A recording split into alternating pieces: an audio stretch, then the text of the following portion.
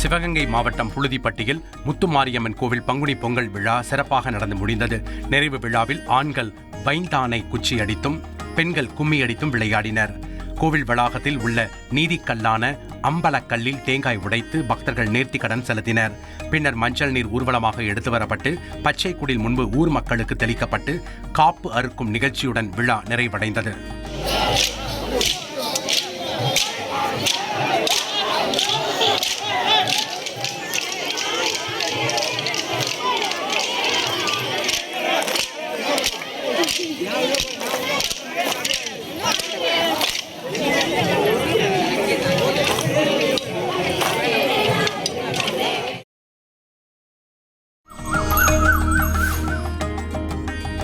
மதுரை மாவட்டம் மேலூர் அருகே துபராபதி அம்மன் கோவில் திருவிழாவில் உடலில் வைக்கோலை சுற்றி ஊர்வலமாக வந்து ஆண்கள் பிரைவேட் லிமிடெட் கம்பெனி ஆரம்பிக்கலாமா இல்ல பார்ட்னர்ஷிப்ல ஆரம்பிக்கலாமா? எது கன்ஃபியூஷன்?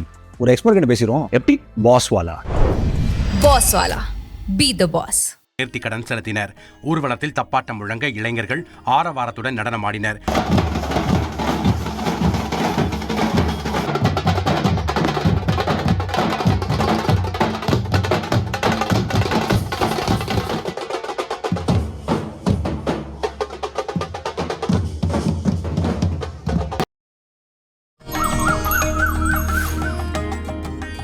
சேலம் மாவட்டம் எடப்பாடி தாதாபுரம் செல்வமுருகன் திருக்கோவில் கும்பாபிஷேக விழாவை முன்னிட்டு தீர்த்தக்குட ஊர்வலம் நடைபெற்றது.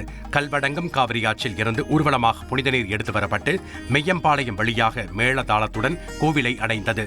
தீர்த்தக்குட ஊர்வலத்தில் பெண்கள் உட்பட ஏராளமான பக்தர்கள் பங்கேற்று முருகனை வழிபட்டனர்.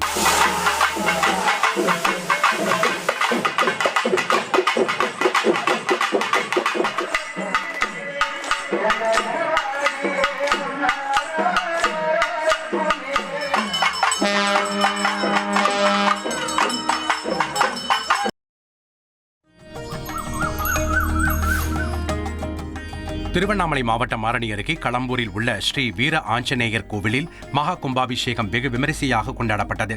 கோயில் முன்பு யாகசாலைகள் அமைத்து புனித நீர் கொண்டுவரப்பட்டு யாகசாலையில் சிறப்பு பூஜைகள் மற்றும் யாகங்கள் செய்யப்பட்டன.